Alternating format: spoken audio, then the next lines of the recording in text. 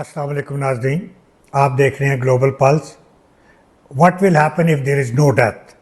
साइंसदान बड़े ज़ोर शोर के साथ इस तहकीक पे काम कर रहे हैं कि क्या हम मौत को शिकस्त दे सकते हैं, क्या हम मौत की जीन निकाल सकते हैं, क्या हम एजिंग की जीन निकाल सकते हैं। बल उस हवाले से मैं एक अलहदा प्रोग्राम कर चुका हूँ कि वेदर इट इज़ पॉसिबल और नॉट। तो लेकिन मैं एक फ़लसफ़ा आपसे डिस्कस करना चाह रहा हूँ। देखिए, मैंने MBBS भी किया है और मैंने फ़िलासफ़ी को भी पढ़ा है, तो इसलिए मैं दोनों के हवाले से पूछे कि देखिए, ज़िंदगी से अगर आप मौत निकाल देंगे तो आप ज़रा बैलेंस कीजिए कि लाइफ कहाँ पे जाएगी। मैं समझता हूँ उसके बेतहाशा नुकसानात होंगे। मोरालिटी ख़त्म हो जाएगी, सेल्फ अकाउंटेबिलिटी ख़त्म हो जाएगी, वल्गैरिटी का दौरा होगा, सेल्फिश हो जाएगा इंसान, दूसरों के लिए एम्पैथी, सिंपैथी, डोनेशंस इसको इग्नोर कर देगा, वो अपनी रिसोर्सेज को एक्यूमुलेट करना शुरू कर देगा, मनी माइंडेड बहुत ज़्यादा हो जाएगा, लग्जरीज़ के पीछे पड़ जाएगा, अयाशियों के पीछे पड़ जाएगा। और फिर ज़िंदगी का जो मकसद है exploration of life, exploration of God, वो जद्दोजहद को कम कर देगा या बंद कर देगा। फिर एक पर्पस ऑफ लाइफ है, ज़िंदगी की एक फ़िलासफ़ी है, एक जीने का एक मकसद है, तो वो पर्पस ऑफ लाइफ कहाँ जाएगा, वो भी ख़त्म हो जाएगा। फिर कंपटीशन ख़त्म हो जाएगा, टाइम मैनेजमेंट ख़त्म हो जाएगी। आप अभी तो बाइंडिंग हो कि मैंने कल मर जाना है, मैंने परसों मर जाना है, मैंने ये काम कर लेने हैं जवानी में, बुढ़ापे में और सो ऑन। तो जब आप मौत ही नहीं होगी तो आप अपनी क्या चीज़ें लॉक करोगे? आप तो प्रोक्रेस्टिनेशन पे चले जाओगे, चले जी कल देखेंगे, कल देखेंगे, कल देखेंगे।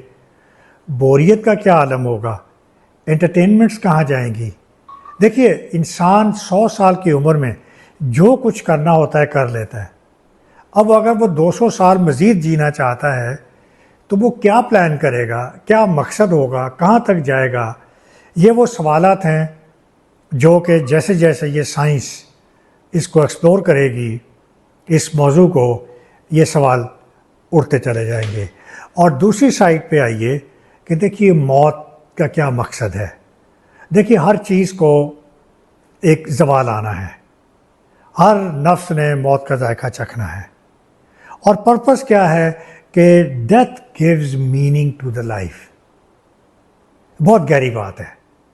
Death gives meaning to our existence, कि हम बने किस लिए हैं, हम जिंदा किस लिए हैं। लाइफ का मकसद ये है कि this is your testing phase, और इस टेस्टिंग फेज में you have to self discover your self.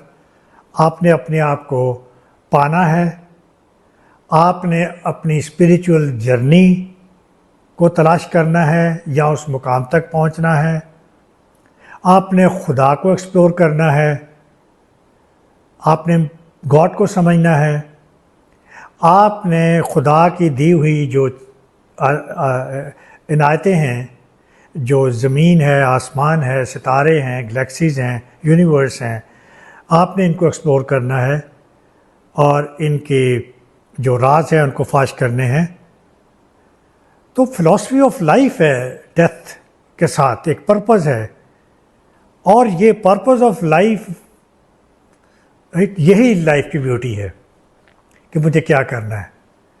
और मैं कंक्लूजन से पहले तो इस हवाले से जो फ़िलासफ़ी ऑफ लाइफ और फ़िलासफ़ी ऑफ डेथ है, दोनों का कोई मकसद है, और बहुत से फ़िलासफ़र्स ने इन पे बात की है। ये मज़हब ही नहीं हम करता, इस्लाम ही नहीं करता, सारे मज़हबों में बात की है।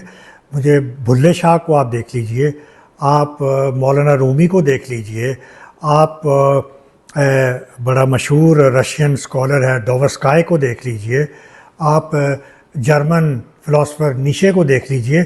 इन सब ने कहा है कि the purpose of life is self discovery.